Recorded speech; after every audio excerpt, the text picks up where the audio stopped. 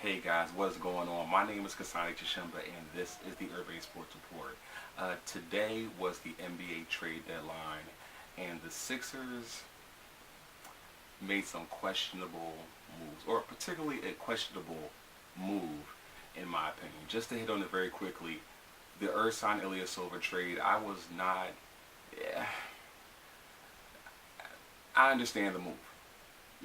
Dario's coming into his own and you knew that you were not going to re-sign Ersan Ilyasova at what he was going to be demanding potentially in the open market. So I understand how you can move on from a player like him instead of just letting him walk for nothing. So you essentially turned Jeremy Grant into Ersan Ilyasova and then that into two second rounders. I mean, it kind of makes sense. But nobody's really talking about their trade. Everybody is talking about Nerlens Noel. And I am not a fan of the trade. Um, Pretty much top 18 protected first round pick that's not going to convey, that everybody knows is not going to convey, which essentially would turn into a second rounder this year and a second rounder next year. I've listened to the radio all day, I've been on Twitter all day, and I'm going to tell you why I am not a fan of this trade. I'm not a fan of this trade because I believe that everything going down the way it did showed a lack of foresight from Brian Colangelo. Um, some people, debated on how should they handle the big man situation. Do you keep all of them for however long? Do you, trade them this? For me, one thing I always felt was that the Sixers should have been aggressive last year. I did not subscribe to the notion that you should just wait to see it play out because I felt as though when you look at the how everybody's contracts were set up, it didn't bode well for you. Nerlens Noel, I felt like his value was at its highest in last year's draft. Now, nobody's ever going to divulge, in the near future, what the Sixers actually could have gotten for Nerlens Noel last June. But I believe it definitely had to have been much higher than they got today. I mean, two second rounders for Nerlens Noel, but you had to realize that, to me, it was handled so poorly on many levels. First off, the Sixers and Nerlens didn't engage in much, if any at all, when it came to a contract extension back during the fall. So when I first saw that, that to me indicated that the Sixers had no plans on re-signing him. Because whenever a team plans on re-signing a pending free agent, they're going to try to extend him during the season first because you have the ability to secure a more team-friendly rate.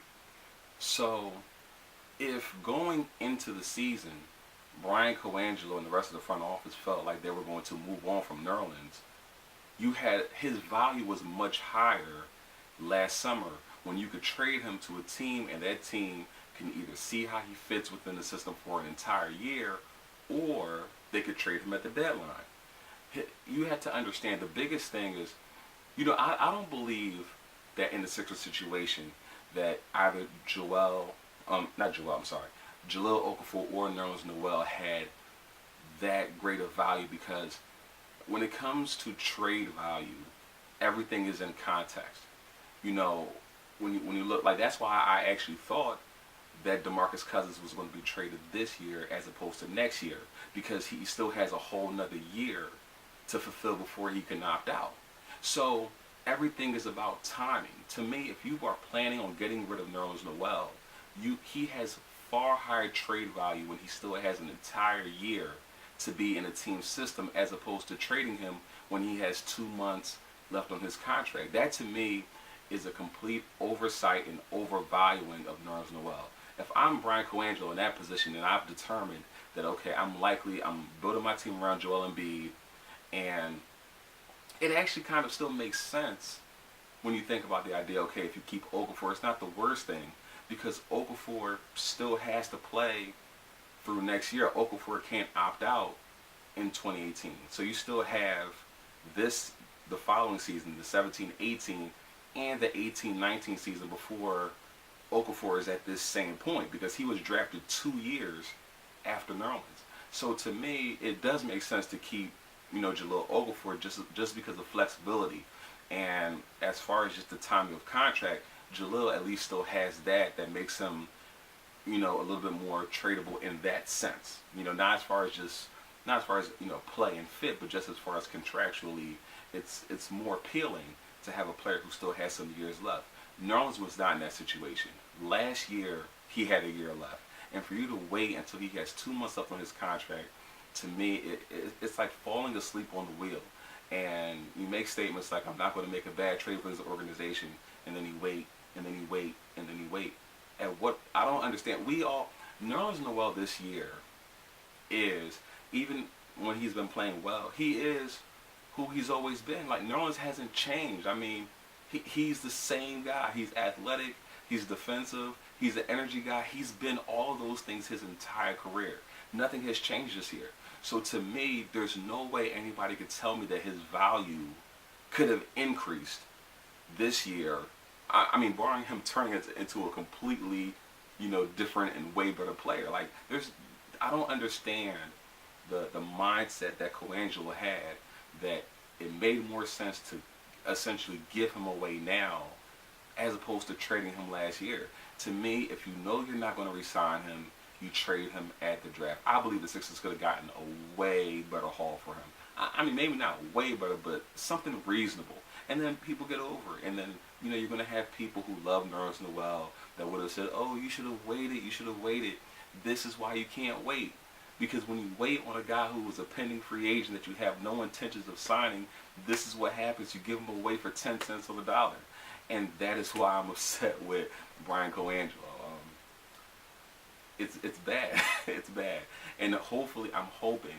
I mean, look, barring, I can't look at it in the sense of, if Justin Anderson, becomes sixth man of the year. Or, I mean, if something marvelous were to happen out of it, or, with one of the second rounders, you draft the next Isaiah Thomas, you know what I mean? Like something outlandish. But as far as value, that's how we can judge the trade now, at this point.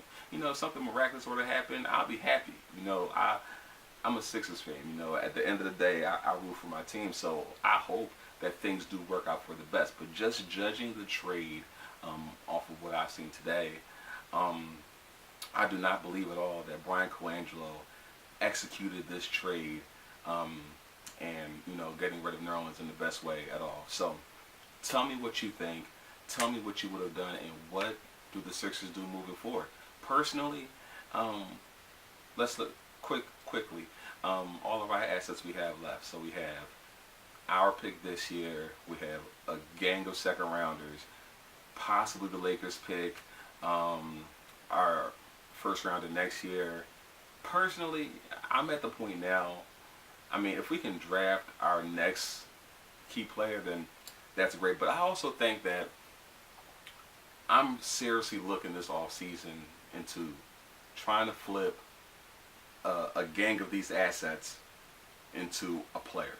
I'm willing to do that. I mean, the Sixers, the Sixers can keep their pick, but you start shopping that Lakers pick, you start shopping, the Sacramento. So I think you have to start doing that, because, if there's an opportunity to acquire, a veteran player, I think you have to do it. I think it's very difficult to, I understand the ideal situation is, you have a Golden State situation where you draft Steph and Clay and Draymond and, everything is perfect and you build a championship team, and then maybe down the line you pick up a KD.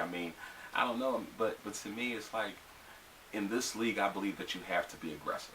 I think that when you look at the teams that are always leading the pack, you do have to be aggressive. You have to be aggressive in your thinking, especially in the Sixers standpoint, because it's not just about what you do, individually year to year, but free agents and also your own players are looking at the front office to see how aggressive they are, because it's not just your organization in a vacuum, it's 29 other teams. So you have to put yourself in the position that your organization is looked at like an aggressive franchise who's making moves to be competitive. Because when it comes to those summertime moves and players are, making decisions, you want your organization.